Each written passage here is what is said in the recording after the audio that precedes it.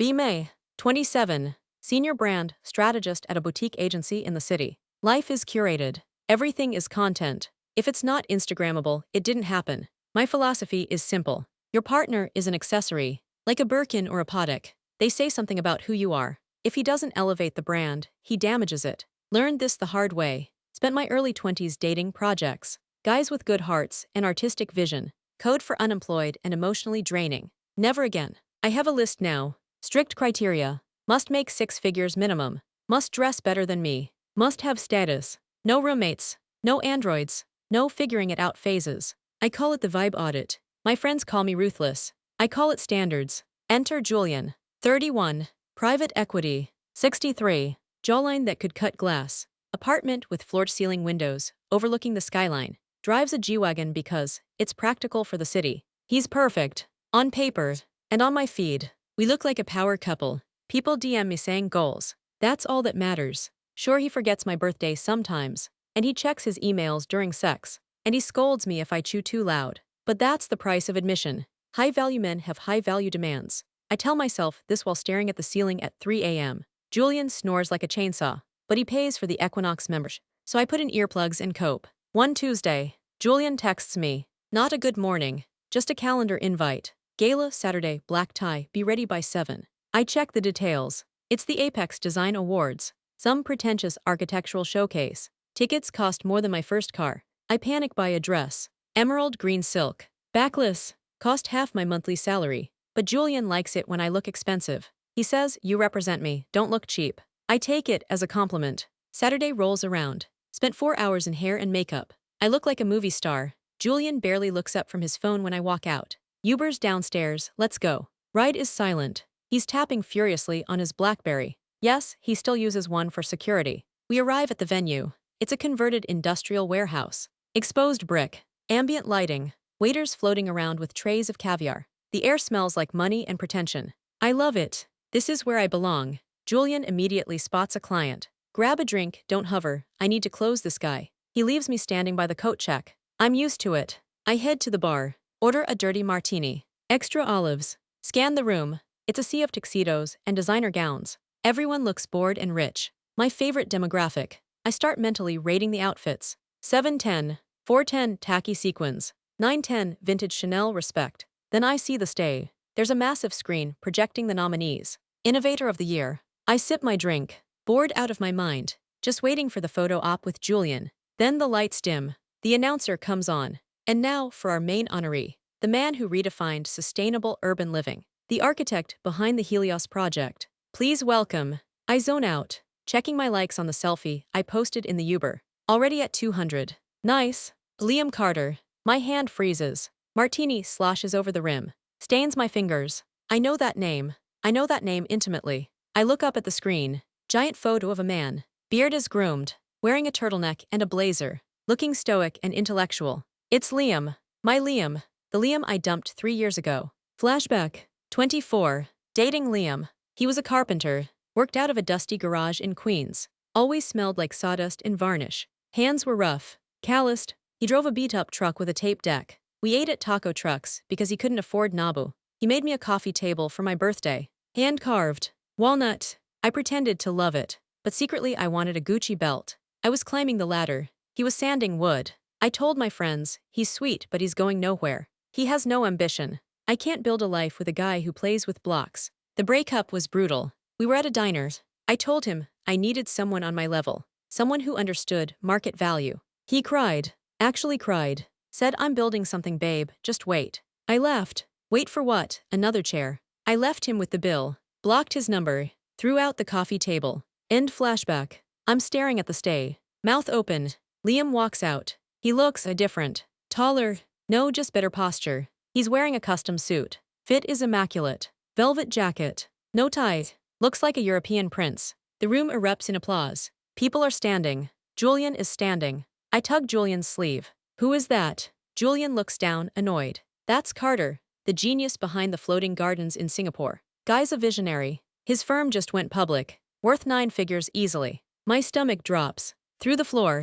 Into the basement. 9 figures. Liam's. The guy who used to patch his own jeans. The guy who drank PBR because it was classic. I watch him speak. His voice is deeper, more confident, no stutter. He talks about organic integration and living spaces. The crowd is eating it up. Women are looking at him with hungry eyes. The same look I give Julian's credit card. I feel sick. I down the rest of the martini. Need another. Julian is clapping like a seal. I need to meet him, Julian says. If I can get Carter Capital on board, I make partner. He grabs my arm. Come on, look pretty, don't say anything stupid. We move toward the stage as Liam finishes. He's surrounded. A wall of admirers. I want to run, hide in the bathroom, but Julian is a shark. He pushes through the crowd, dragging me along. We get to the front. Liam is shaking hands, smiling, that same crooked smile. But now it looks charming, not goofy. Julian extends a hand. Mr. Carter, Julian Vance, Sterling Partners, incredible speech. Liam turns. He shakes Julian's hand. Polite, professional. Thank you, Julian, appreciate it. Then his eyes shift. They land on me. Time stops. The noise of the room fades out. I see the recognition in his eyes. A flicker. I brace myself for anger, for bitterness, for him to tell everyone I'm the girl who broke his heart. I put on my best smile, the one I practiced in the mirror. Hi, Liam, I say, voice trembling slightly. Long time. Julian looks between us. Confused. You know each other. Liam smiles. It doesn't reach his eyes. It's a smile you give a stranger. We went to college together, Liam says smoothly. Lie. We didn't go to college together. We met on Tinder. He's rewriting history. Erasing me. Small world, Julian laughs. Well, that's fantastic. Maybe you can vouch for me. Liam chuckles. Takes a sip of his sparkling water. I'm sure your record speaks for itself, Julian. He doesn't ask how I am. Doesn't ask about my job. Doesn't comment on the dress. He treats me like furniture. And not even the nice hand-carved kind. I feel a surge of desperation. I need him to acknowledge me. To validate me. To prove I wasn't wrong. I saw the Singapore project, I blurt out. It's amazing, you always talked about structure. Cringe. I sound like an idiot. Liam nods politely. Glad you like it, it was a team effort. He checks his watch. A vintage Rolex. The kind you can't buy in stores. Excuse me, he says. My fiancé is waiting for me. Fiancé. The word hits me like a slap. He turns and waves. A woman steps out of the crowd. She's stunning. Not in a lot of makeup and surgery way. In a natural, ethereal, effortless way. She's wearing a simple slip dress. No jewelry, except a massive rock on her finger. And she looks kind. Actually kind. She walks over and loops her arm through his. Liam's face changes. The professional mask drops. He looks at her with pure adoration. The way he used to look at me. Before I crushed him. Julian user, this is Alina, Liam says. She's the head curator at the MOMA. Of course she is. She's successful. Smart. Beautiful. And she probably didn't mind the sawdust. Alina smiles at me. Warmly.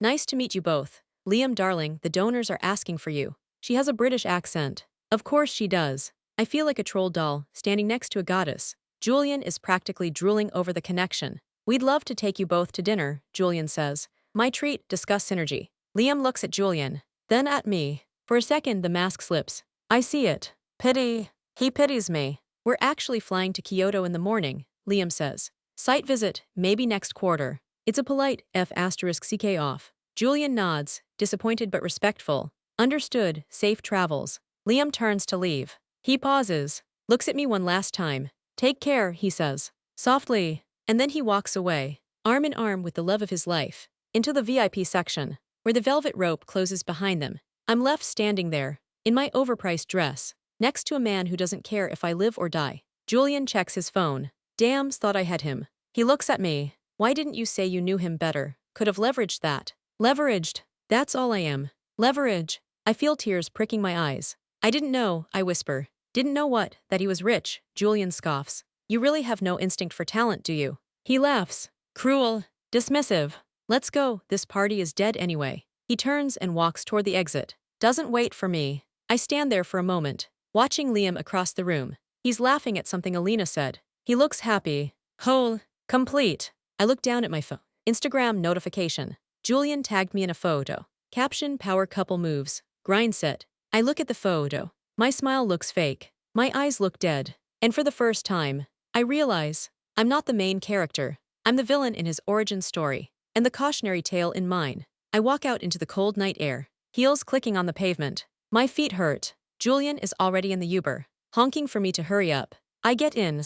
Smell of stale leather and Julian's cologne. Did you see his watch? Julian mutters. Patek Philippe Nautilus, 5711, blue dial. Yeah, I say, nice watch. I pull up my camera roll, scroll back 3 years, find a hidden folder, a picture of Liam, covered in dust, holding up a crooked shelf he made, grinning like an idiot. So proud. I remember taking that photo. I was annoyed. I told him to hurry up so we could go to brunch. Now I look at his eyes in the photo, so full of light, and I look at Julian next to me, texting another client. Dead eyes, dead soul, and I realize, I didn't just fumble the bag, I burned the bag, and the money inside, and the future. Julian looks over. What are you looking at? I delete the photo. Nothing, I say, just checking the engagement. He nods. Good girl, keep the brand strong. He goes back to his phone. I lean my head against the cold window. Watch the city blur by. The lights look like stars, or maybe just distant, unreachable things. I close my eyes and pretend I'm somewhere else,